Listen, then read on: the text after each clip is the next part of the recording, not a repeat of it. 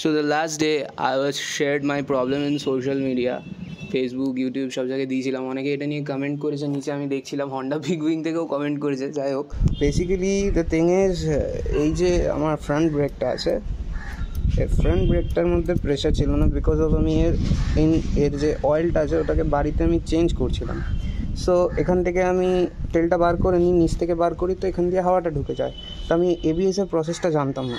যাই হোক, তো ভুল হয়ে গেছিলো। তো তখন আমি ওটাকে অনেক ঠিক করার চেষ্টা করেছিলাম, বাট আমি পারিনি। তো তখন আমি ভাবলাম যে গাড়িটাকে নিয়ে যাই ওই একটা গ্যারাজে। তো ওরা বললো যে এটা ওই সার্ভিস সেন্টারে দেখাও, ওরা খুব ইজিভাবে করে দেবে। তো আমি ভাবলাম অবভিয়াসলি অ্যাজ এ ইউজার তো তুমি অথরাইজ ডিলারের কাছে নিয়ে যাওয়ার কথা আগে ভাববে। তো আমি সেরকমভাবেই অথরাইজ ডিলারের কাছে এটাকে নিয়ে যাই, মানে হন্ডা আটঘরা বিগ উইং চিনার পার্ক, ওখানে নিয়ে যাই। তো ওরা আমাকে, আমি আগে নিয়ে যাওয়ার আগে ওদেরকে ফোন করেছিলাম, ওরা আমাকে বললো যে আমাদের কাছে আনুন, আমরা ঠিক করে দেবো, জাস্ট একটা ক্যালিব্রেশনের ব্যাপার আছে। ভালো কথা, খুব ভালো কথা। তো আমি ওদের কাছে সেই হিসাবে নিয়ে যাই, ওদের কাছে নিয়ে যাই। তো ওরা আমাকে 1 ঘন্টা বসিয়ে রাখে, তারপর 1 ঘন্টা পরে বাইকটাকে নিয়ে যায়, নিয়ে গিয়ে বলে যে একটা এস্টিমেটেড প্রাইস দেয়, সেটা একটা টোকেন আছে, ওই টোকেনটা আমি ফটো দিয়ে দেবো ভিডিওর মধ্যে।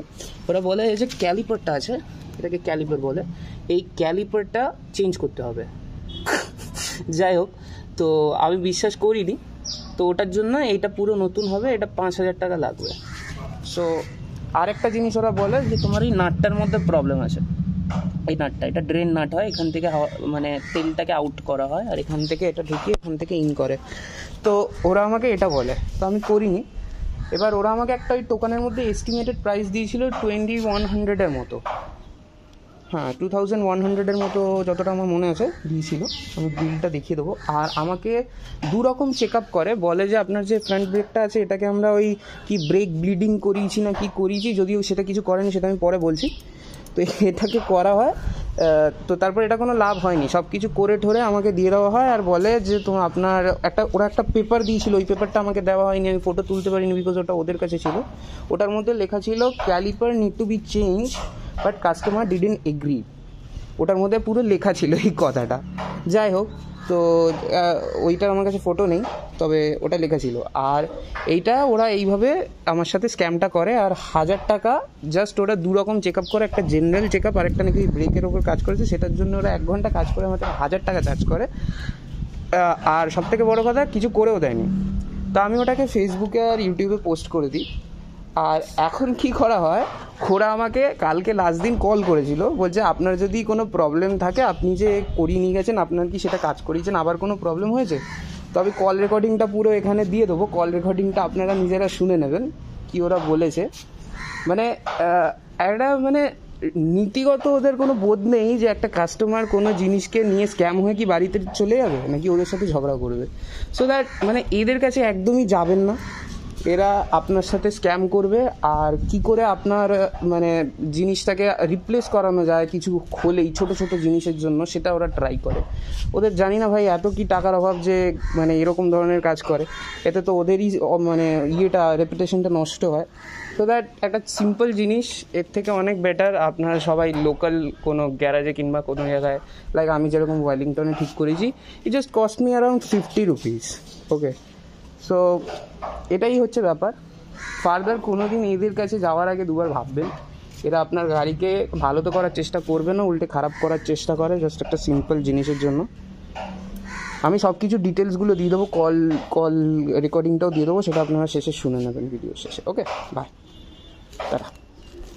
আপনি এখন আমাকে জিজ্ঞেস করছেন যে আমার গাড়ি ঠিক চলছে কিনা। আমি গেলাম আপনাদের কাছে নিয়ে, আমার ব্রেক রিলেটেড ইস্যু ছিল, ওর ভিতরে জাস্ট একটা এয়ার ছিল, সেই এয়ারটা একটু বার করে আপনারা ইন্সপেকশন কি মাধ্যমে ইন্সপেকশন করলেন বুঝতে পারলাম না, 1000 টাকার বিল করলেন।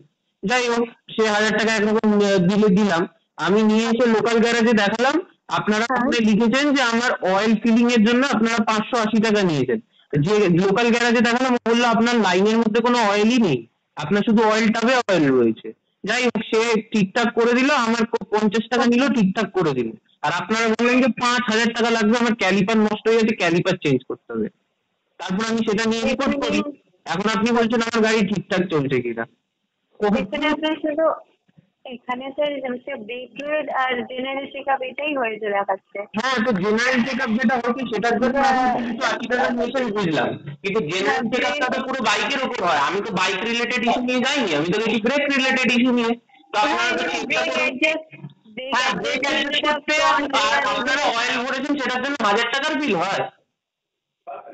1000 টাকা একটা লাইনে আপনি ইঞ্জিন এই ব্রেক ফ্লুইড ভরবেন, সেটা এক একটা কৌটো আছে 45 থেকে 46 টাকা। আমার যদি 3টে কৌটো লাগে তাহলে 580 টাকা শুধু ব্রেক ফ্লুইডে লাগে। আর জেনারেল ইন্সপেকশন আমি ধরে নিলাম না হয় 200-250 টাকাই লেগেছে, আপনার খুব হার্ডলি 600 টাকা বিল হওয়া উচিত। আপনি 1000 টাকা আমার থেকে কি হিসেবে আপনারা চার্জ করেন, সেটা আপনারা চার্জ করুন। বিল যেমন আপনার কাছে তো বিল দেওয়াও হয়েছে, আপনি তখনও একবার বলতে পারতেন। কি আপনারা বলেছেন না আমাদের ব্রেক ফ্লুইড ভরে দিয়ে আমাদের এটাই চার্জ, আপনাকে বলিনি নাকি? আমরা ওখানে যারা ওই যে অ্যাডভাইজার না কি ছিল তার সাথে কথা বলেছি, উনি বলেছে না আমাদের এটাই চার্জ, ব্রেক ফ্লুইড হয়েছে, আমরা একটা ব্রেকের চেক আপ করেছি, একটা আপনার গাড়ির জেনারেল চেক আপ করেছি, 2 রকম চেক আপ হচ্ছে, তার সাথে ব্রেক ফ্লুইড ভরেছি, সব মিলিয়ে 1000 টাকা হয়েছে।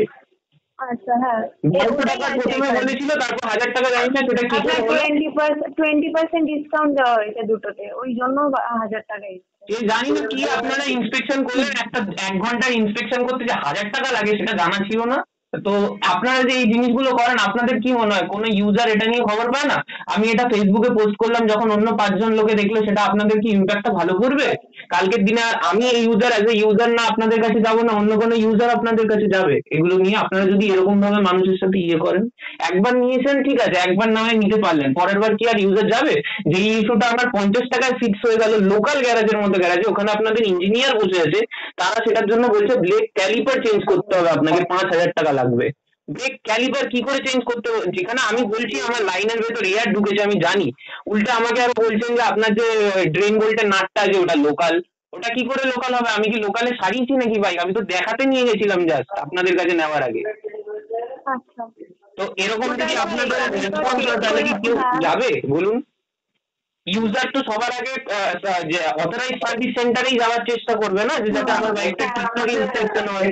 কিন্তু আপনাদের রেসপন্সটা যদি এরকম হয়, একটা ছোট্ট 1 ঘন্টার ইন্সপেকশনের জন্য যদি আপনারা 1000 টাকা চার্জ করেন পুরো সবকিছু মিলিয়ে, আমি মেনে নিতাম। আমি যদি 500 টাকা আপনাকে বলতেন না যে হ্যাঁ ইন্সপেকশন আর ব্রেক ফ্লুইড আমি ভাবতাম না ঠিক আছে, সার্ভিস সেন্টার অথরাইজ, ওরা একটা ঠিকঠাক ভাবে করে, একটা হতেই পারে ওদের চার্জ বেশি, স্বাভাবিক, ওরা কি করে লোকাল গ্যারাজের মতন কম দামে করবে? কিন্তু আপনাদের চার্জটা আপনারা একবার কি ইন্সপেকশনের জন্য লাগিয়েছেন সেটা একবার ভাবুন। আমার গাড়িতে কোনো রকম ইমপ্রুভমেন্ট নেই, উল্টে আরো ব্রেক ফ্লুইডের টাকা নিয়েছেন, কিন্তু লাইনের ভিতর কোনো তেল নেই। আপনারা বুঝতে পারেন না যে একটা লোকাল গ্যারাজে নিয়ে যাবে, সেখানে আপনারা আপনাদের ইয়েটা সবকিছু মানে ইয়ে হয়ে যাবে, আর ওরা বুঝে নেবে। মানুষ কি এতটাই বোকা যে এইটুকু বুঝবে না যে আপনার ব্রেক লাইনটা খারাপ আছে না ক্যালিপার খারাপ আছে নাকি? আরে ক্যালিপার যদি খারাপও থাকে, সবসময় কি মানুষ কম্পোনেন্টটাকেই রিপ্লেস করে দেয়? ওটা কি কোনোদিন রিপেয়ার হয় না? আপনারা সবকিছুতে আমি বলবো, এবারে আপনি যে কাজটা করেছেন তার পরেও কি মানে কি প্রবলেম আছে সেটা বলবেন? কারণ এখানে আমি যে প্রবলেম নিয়ে গেছি সেই প্রবলেমটা নিয়েই আমি বাড়ি ফিরেছি, আমার প্রবলেম কোনো সর্ট আউট তো হয়নি। আমি তো পরে লোকাল গ্যারাজে নিয়ে গিয়ে জিনিসটাকে রিজলভ করেছিলাম কাইন্ড অফ পুরোটা, তাও এখনো পুরো রিজলভ হয়নি। সেটা আমি কালকে আবার নিয়ে যাবো, তখন আমার হয়ে যাবে।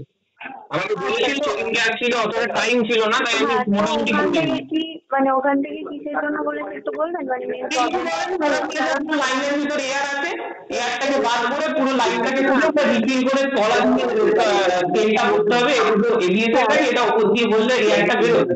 ওরা কিছুটা করে দিয়েছে, বাকিটা পুরোটা করতে পারেনি। এবার আপনারা বলেছেন পুরো ক্যালিপারটাই চেঞ্জ করতে হবে, ক্যালিপারের সাথে কি সম্পর্ক আমি বুঝতে পারলাম না। তারপর যখন প্রথমবার যে অ্যাডভাইজারের কাছে গেছি, ও আমাকে এস্টিমেটেড প্রাইসটা দিয়েছে ওটা 2100 টাকা, ওর মধ্যে লেখা আছে, সেটা ছবি আছে আমার কাছে, ঠিক আছে? এবার আমার যে অ্যাডভাইজার আমাকে প্রথমে যেটা বলেছে, ও বলেছে আপনার যে মাস্টার সিলিন্ডার আছে, মাস্টার সিলিন্ডারের ফল্ট আছে।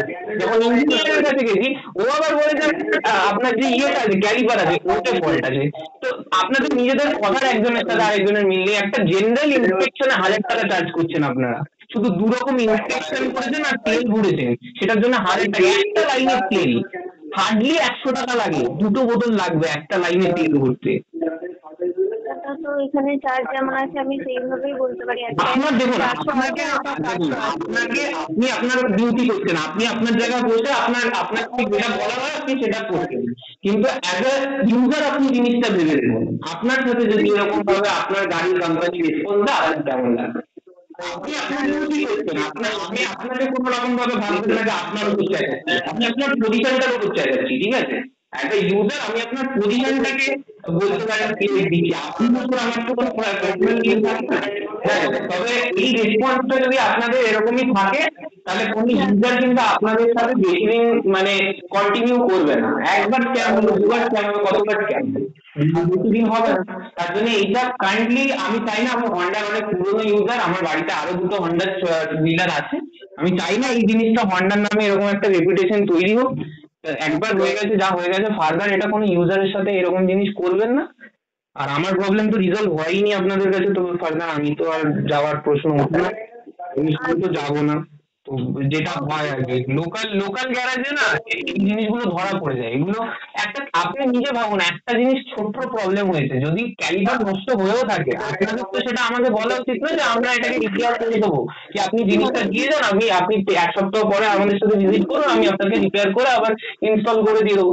আপনারা একটা ছোট্ট জিনিসের জন্য পুরো রিপ্লেসমেন্টের জন্য দাবি করেন যে রিপ্লেস করতে হবে 5,000 টাকা। 5,000 টাকা একটা মানুষ কোথা থেকে একটা ক্যালিপারকে এখন হঠাৎ করে রিপ্লেস করাতে যাবে? যার যার গাড়ির বয়সই 1.5 বছর, 1.5 বছরও হয়নি, আমার 1 বছর 14 মাসের মতো গাড়ি হবে। ঠিক আছে স্যার, আমি এটা সিনিয়র পার্সনকে আপডেট করছি।